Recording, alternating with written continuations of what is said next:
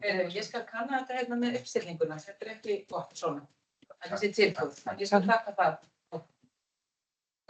Já, góðan daginn, á ég ekki bara að byrja? Eigum við að gefa þessu... Já.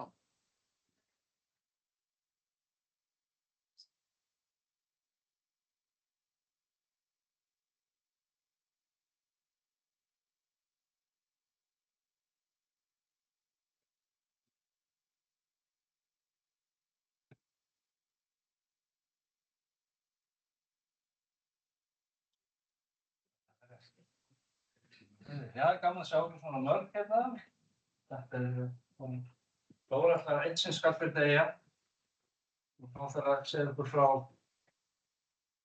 meðferðaráætlun fyrir MAD. Þetta er náttúrulega samið sterkir náttúrulega öll við erum að sjá að það er líkvæmdar og það sem var læknir, en það sagði hann í vægjöfum. Gjörðu svo vel. Já, takk. Já, ég heiti sem sagt Dóra Björk Jóhannsdóttir fyrir ykkur sem ekki þekkja og er hjúkrunarfræðingur í heimaleiningu og verkefnastjóri í líknamiðstöðinni hérna á sjúkrahúsinu og ætla að kynna fyrir ykkur meðferðaráætlun fyrir deyjandi sem til styttingar og þæginda er alltaf bara kallað MÁT. Og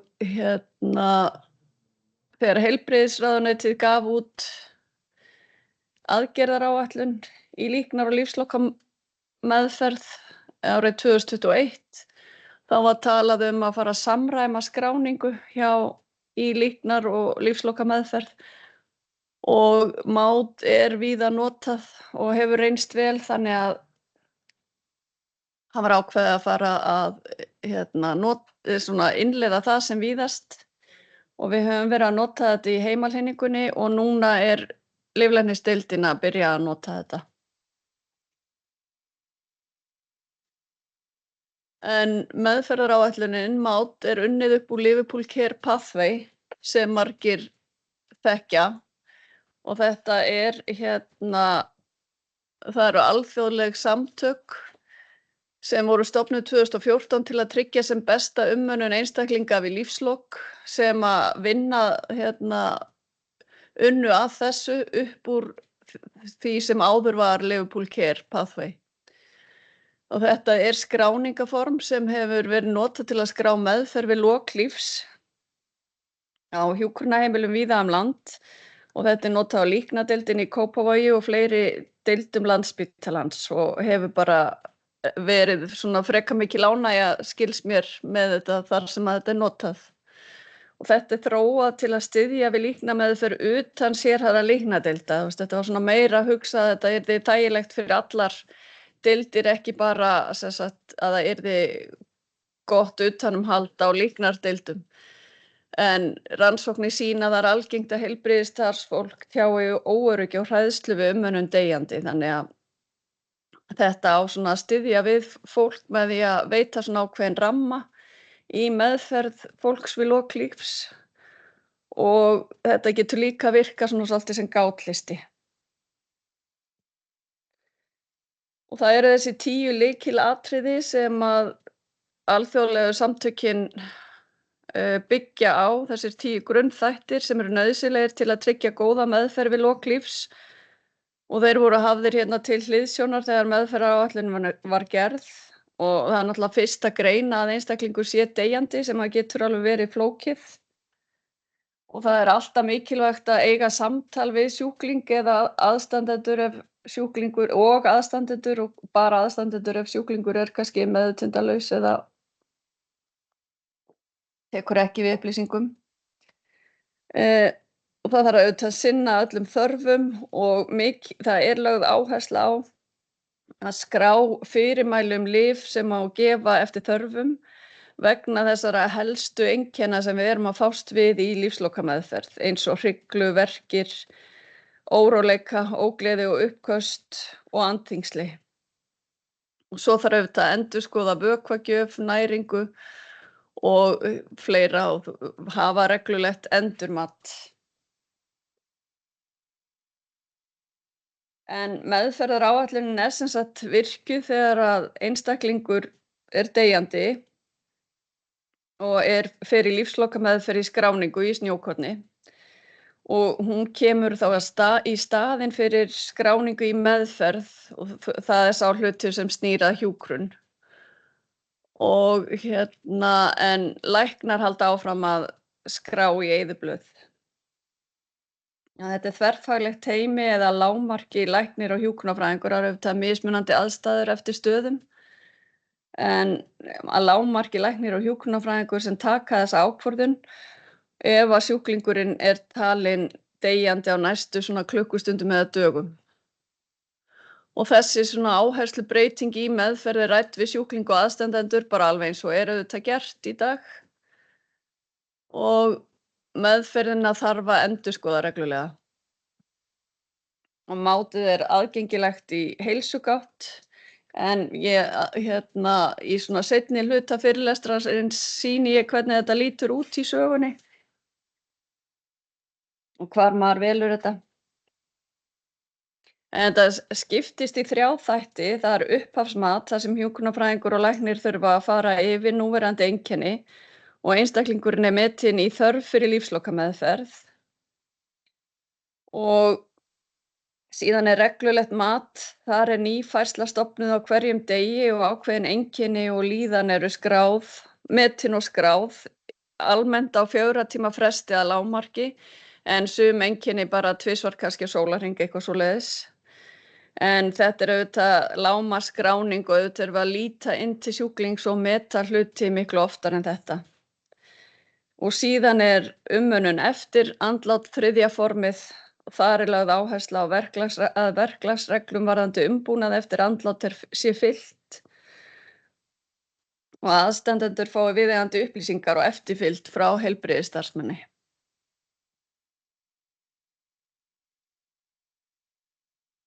Og það sem ég held að við séum að svona græða á því að nota mát að það til bóta að skráningin sé samræmd á landsvísu.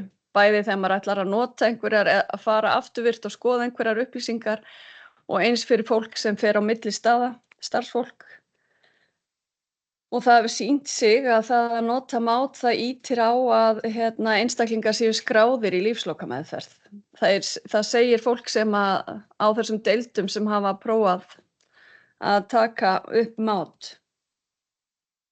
Og það markvissari skráning einkenna í lífslokameðferðinni og svo finnst fólki þetta líka virka sem góður gátlisti af því að þetta alveg listi yfir einkenni sem það átt að vera að fylgjast með eða sem mjög líklegt að komi upp í lífslokameðferð. Þannig að fólki hefur líka fundist þetta þægilegt að því leyti.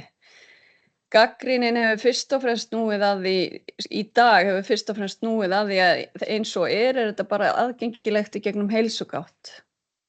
Og það mörg hjúkrunarheimili sem að nota þetta og þau einmitt sum að nota þetta bara á pappír, bara prenta út og skrá þannig og þurfa þá að skanna inn og geyma sem viðauka með sjúkraskrám. Og það verið á að vera að vinna í þessu að gera þetta aðgengilegt í gegnum söguna svo þetta geymist eðlilega í sjúkraskrá einstaklings. Og síðan þetta bara Liverpool Care Pathway á sínum tíma fékk á sig mikla gagnrýni í Bretlandi og það sneri fyrst og fremst upp á að það vantaði upp á að ferlið væri endurmetið og það vantaði upp á að aðstandendum og sjúklingnum sjálfum væri bara haldið nógu vel upplýstum hvað væri í gangi. En þegar við veljum þetta í heilsugáttinni þá þurfum við að velja þennan hnapp, valmyndarhnapp og undir honum kemur fram skráningaform. Og síðan þetta alveg heilangur listi af skráningaformum og þetta í stafrófsröð og undir sak bara þessi 3 form, meðferðaráætlun fyrir deyjandi upphafsmat, reglulegt mat og eftir andlát.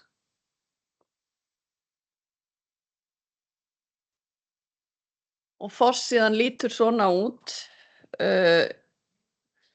Hérna má sjá sko að það eru forsendur fyrir því að einstaklingur sé að fara á lífslokameðferð sem eru nefndar og forsendurnar eru að allir möguleikar að núverandi ástand sjúklings breytist til batnaðar hafa verið kannaðir og að þverfaglegt teymi eða að minnsta kosti hjúkrunarfræðingur og læknir eru sammála að sjúklingur er deyjandi. Og síðan er merkt við þau einkenni sem eru til staðar og þessi einkenni eru ekki beint forsenda en það er algengt að sé og svona nánast held ég, maður getur svona nánast notað þetta sem gátlista því að það er nú nánast alltaf einhver af þessum einkennum til staðar, 2 eða fleiri mjög oft. Og síðan er bara merkt inn deild og læknir og hjúkrunarfræðingur. Og í upphafsmatinu þá er gert mat á ástandi og það verður bara að meta hvort sjúklingur er með einkenni eins og verki, já eða nei. Og þetta er mat á því hvernig staðan er þegar að mát er tekið í notkun og hérna er ekki verið að skrá til hvaða ráða er gripið ef að einkenni eru til staðar. Og í upphafsmatinu er merkt við ákveðin markmið og markmið 1 til 3b eru markmið sem að læknar fylla út og það er snýr meðal annars að því hvort það sé búið að endurskoða lyfjagjöf og skrá fyrirmæli þau lyf sem að má gefa eftir þörfum ef að einhver af þessum algengustu einkennum komu upp og það er sem sagt lögð áhersla á að vera á undan, vera búin að skrá hvað má gefa eftir þörfum við þessum helstu einkennum, þó að maður þurfi svo kannski aldrei að grípa til þess. Og síðan er þetta bara endurmat á inngripum og íhlutunum eins og hvort það eigi að hefja eða halda áfram með blóðrannsókn, vökvagjöf og fleira. Síðan er hérna markmið merkja við hvort það hafi verið skráð lífslokameðferð í snjókorn og hvort að sjúklingur og aðstandendur séu upplýstir stöðu mála og ef að eitthvað af þessum markmiðum ef maður vill merkir kannski við nei að það er ekki búið að láta aðstandendur vita þá vill maður kannski þá eru þarna svona reytir til hægri til að merkja þá við af hverju eða sérst skrá þar inn af hverju þannig að maður getur útskýrt nánar.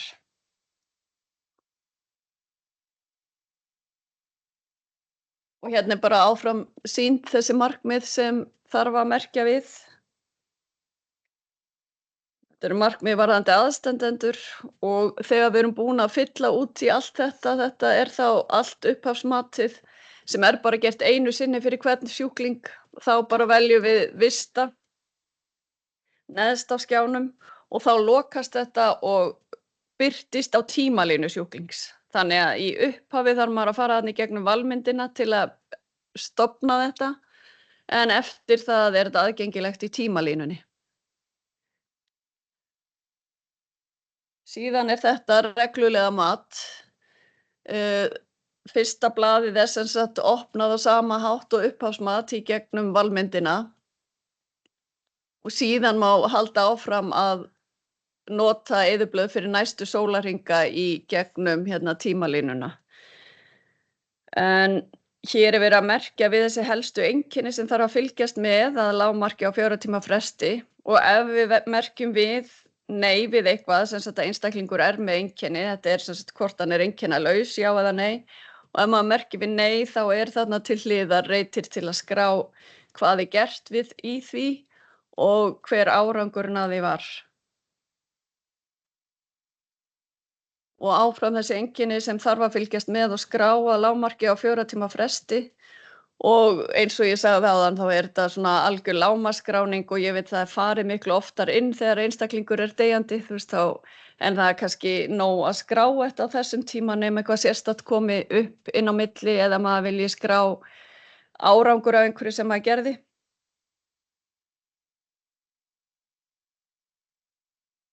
Og bara áfram þessi markmið og það er dæmi til hliðar eitthvað sem maður gæti þurft að skrá.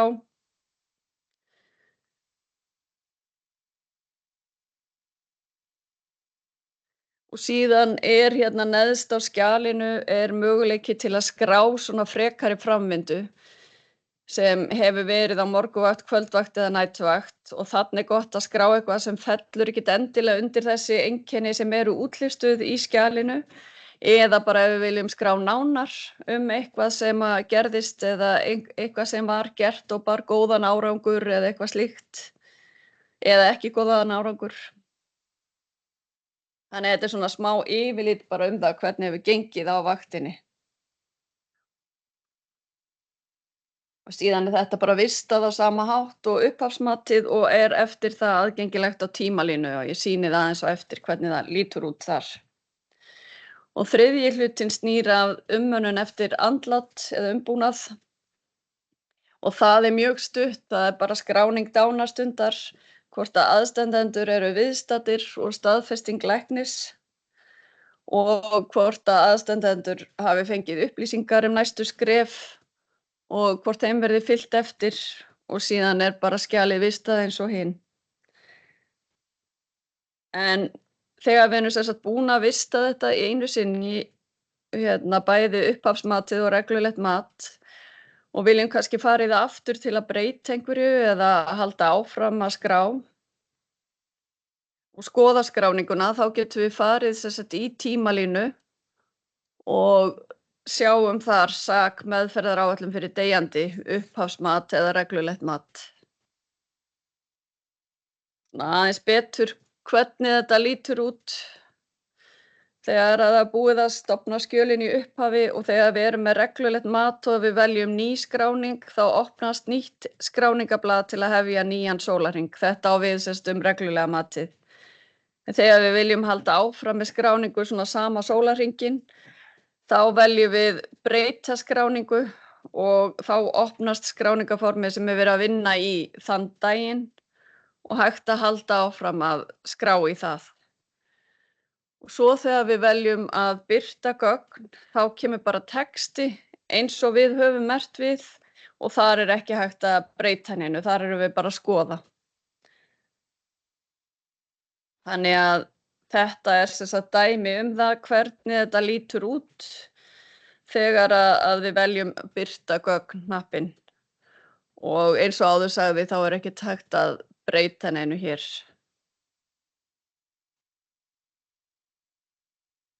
Þá bara svona aðeins að taka þetta saman. Þetta sem sagt ákveðið skráningaform sem hefur verið þróað og hægt að nota þegar að allir eru sammála að sjúklingur sé deyjandi á næstu klukkustundum eða dögum.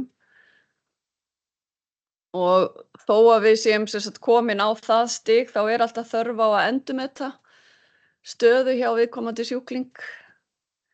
Og þetta byggt upp á ákveðnum þáttum sem mikilvægt að hafa í huga til að í lífslokameðferð en svo þetta auðvitað alltaf persónulegt eftir hverjum og einum sjúkling. Þannig að þetta bara svona ákveðin grunnur sem við höfum og svo getum við alltaf lent í að hlutirnir verði svolítið öðruvísi hjá einhverjum. En þetta getur nýst bæði til að bæta skráninguna og það hefur aðeins verið gerð úttekt á því á deildunum í Reykjavík og þetta hefur þótt bæta skráningu á eins og verkjameðferð og fleira. Maður veit ekki alveg hvort að verkjameðferðin sjálf að batna eða hvort það bara skráningin en allavega hefur þetta bætt skráningu og svo eru margir sem nota þetta sem gátlista eins og til dæmis hjúkrunarheimilin sem leggja það á sig að hafa þetta útprentað af því að starfsfólki finnst svo gott að kannski alltaf að koma nýtt og nýtt starfsfólk og þetta alveg farið í gegnum þessi helstu atriði sem líklegt að koma upp í lífslokameðferð og þarf að vera að kanna, það þarna allt varðandi þessi einkenni eins og verki og andnauð og bara sem svona almenna líðan fólk á þessu sem skiptir auðvitað mjög miklu máli bara til að fólki sjálft og aðstandendur upplifi þetta ferli svona sem best.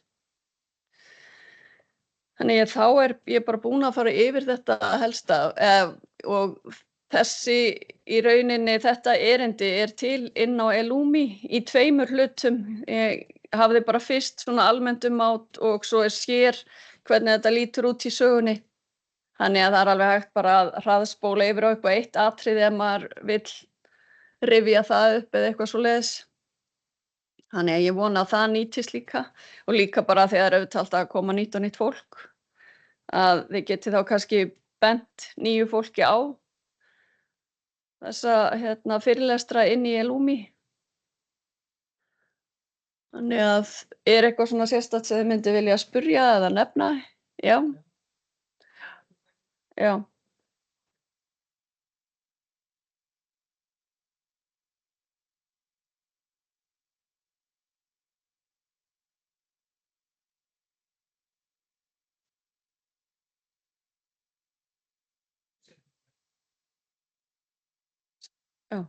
Já. Sko, þetta nefnilega stelur ekki of miklum tíma. Það er þetta upphafsmat sem er í rauninni pínu auka. En maður er ekki lengi að fylla það út. Síðan þetta reglulega mat, það kemur í staðinn fyrir skráninguna sem hjúkrunarfræðingar er að gera dagsdaglega. Það er bara skráð í meðferð, kannski undir einhverju hjúkrunargreiningunni eins og breytt meðvitundarástand, sjúklingur metinn deyjandi, skráning færist yfir í mát. Og þá er maður bara að nota þetta og mér finnst þetta alls ekki taka lengri tíma heldur en að skrá undir greiningar. Já, algjörlega.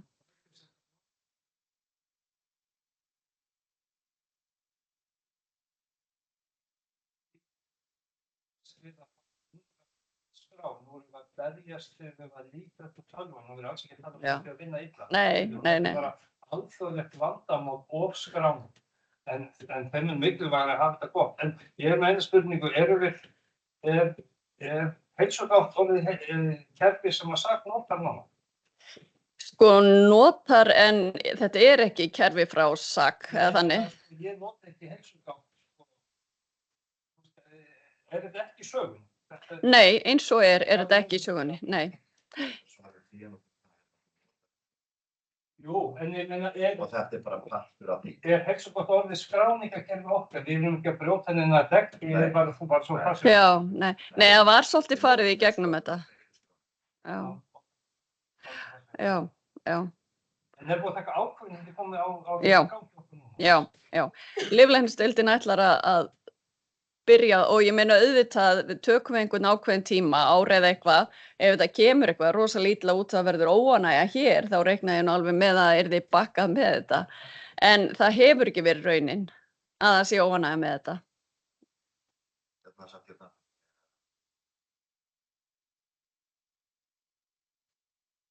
Já, sko læknarnir þurfa að gera þarna ákveðin hluta af upphafsmatinu en þeir þurfa í rauninni ekki að koma neitt að reglulega matinu. Það er þetta sem er gert dagsdaglega, það kemur bara í staðinn fyrir hjúkrunarskráningu.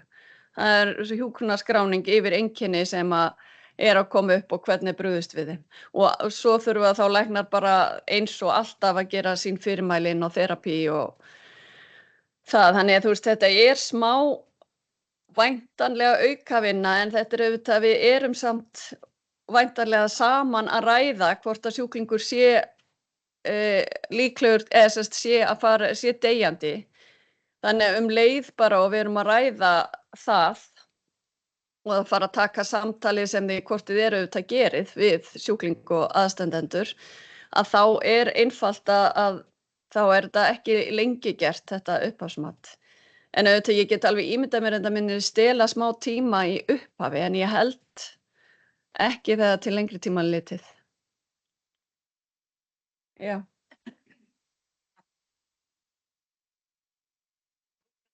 Þegar þú segir að meta þetta eftir ár, spáið bara svolítið í það, hvernig ætlaði að meta þetta, hver verður mælikvarðinn á milli? Já. Má ég? Af því að ég fékk leyfi til að skoða sjúkraskrá á lyflæknisdeildinni núna. Já. Og einhverja 12 einstaklinga og svo ætla ég að gera það aftur og athuga hvort að þú veist þetta auðvitað bara 12 einstaklingar og ekki eitthvað rosa fræðilegt, þetta er svona meira könnun bara heldur en einhver mikil úttekt. Já, fyrir ekki.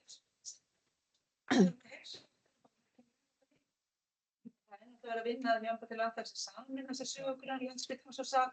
Það verður, ég held að það sé forsenda fyrir að við náum fullkominni virkni á heilsukontinu, en þetta samt verkefni sem í vinnslu. En síðasta spurningin, hafið þið prófað þetta í heimahlýningu? Já.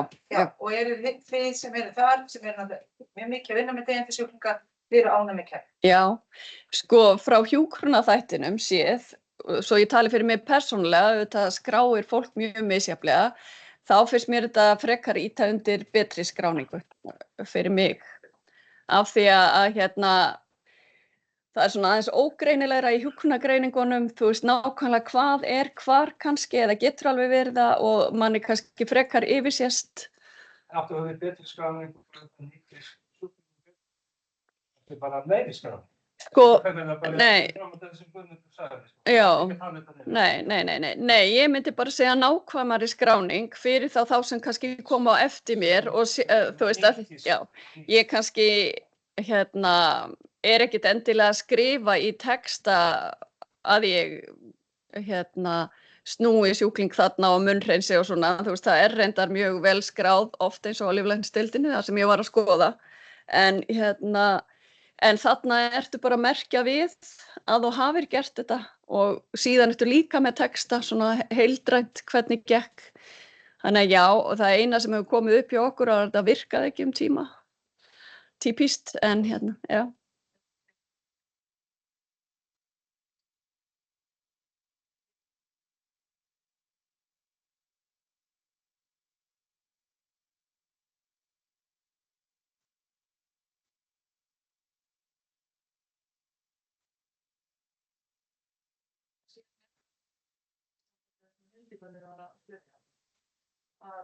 Ég held að ég sé að fara með rétt mál, en ég sá það að Sólveig Péturs hérna á Fylkisnet og hún í námi og hún í rauninni að taka þetta úr hvernig þetta hefur verið að nýtast og svona í fyrir heimanámi í sínu námi.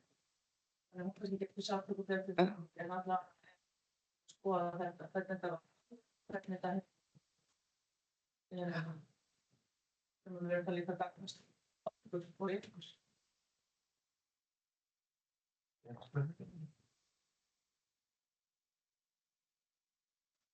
Þetta svolítið mikið í, eins og við segjum í lífræðisfræðinni að það er slöpp og gefur við niður þetta rosalega slöpp og hvað er lifið þetta. Nú lendum við stundum í því og það sem maður segir alltaf upp og við erum að gera svona hugslaka með þetta að stundum getur fólk tests bara. Já. Kannski það er ekki út að svaka, það kannski fer úr þessu og finnst það fólk ekki alveg deyjandi lengur. Nei. Þannig svo er þá útskrift af þessu önnur en í kæli. Sko, ég veit ekki alveg hvort fólk bakkar beinlínis með skráninguna en það sem er verið að leggja einmitt áherslu á er að vera pínu gagnrýnin og meta og já, þora þá að bakka út úr þessu, þetta á ekki að vera eitthvað svona alveg endanlegt með allavegna eins og ákvarðanir ef maður allt í einu telur að vökvagjöf geti til dæmis eða já, að bakka út og það var skortur á þessari svona gagnrýnu hugsun sem var aðal gagnrýnin í Bretland á sínum tíma. Já, það er allavega, ég náttúrulega þekki hitt ekki nógu mikið til að bera saman útlitið á þessu eða þannig, en það er svona verið að leggja áherslu á að maður einmitt sé að hugsa þetta. Miðsundur. Það eru spurningar fyrir þeir sem eru ekki í salnum. Svo kom ekki allar, svo kom ekki fólk sem tók þátt í Liverpool.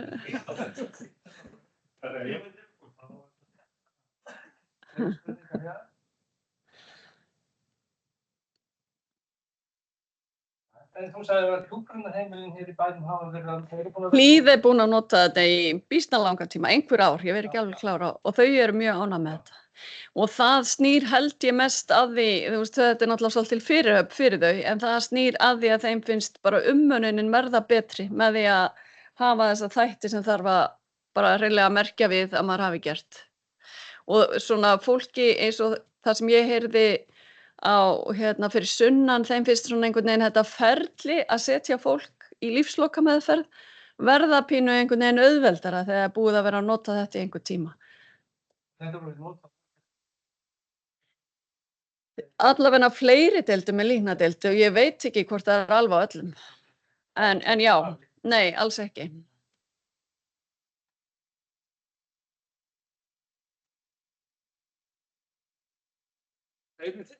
Nei. Nei, betur hún mjútuð. Hún verður að afnjóta. En mjög til að sjá. Já, verður líka svona, Sólveig, heyrðu við ykkur? Já, ég heyri mjög vel. Jú, heyrðu við rosalega vel í þér, sko. Gott. Sko, ég hef náttúrulega unnið með þetta á öldrunarheimilunum og kerfið sjálft hefur mér fundist mjög gott, en það sem mér hefur fundist ekki eins gott er að þetta hefur ekki verið skráð rafrænt þá. Já. Þannig ég fagna því mjög að það sé komið inn.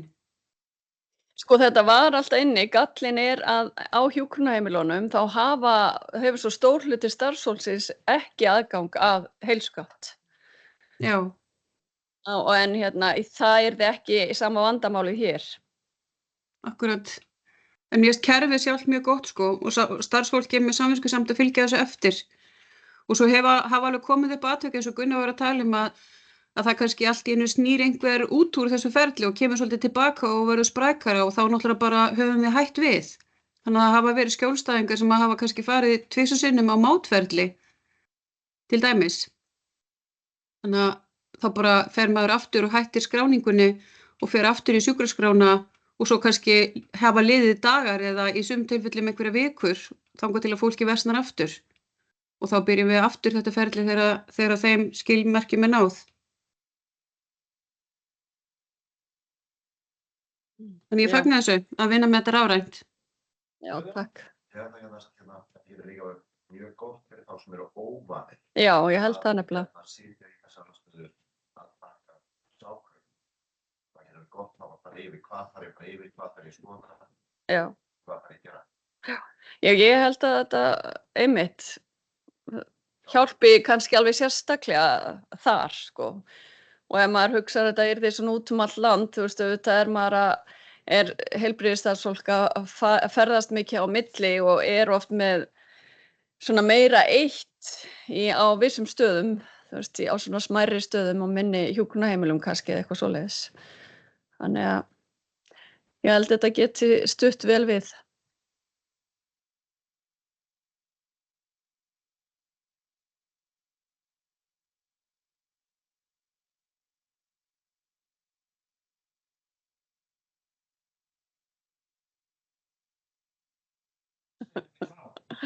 Indians this is a good day to die. This is a good day to grandfather. Svo gekk gamli maðurinn út, Indian var síðan og kom aftur tilbaka, 10% stásvá. Það tókst í 6. skil. Já. Það er spurningar. Já, segðu það. Ég veit það. Já, takk. Já, hvað sé getur þið? Dustin Hoffman. Gunnar Þór, veist þú Þýskaland hvað eru margir að fylgjast með? Að maður ekki að sjá það? Jú, maður ásöndum. Það voru nú Sigurður Alberts. Það eru einhverjum Gunnar og Val. Þau eru 4, þau eru 4. Það er bara 4. Já. Segið mér eitt. Já, viltu skilja.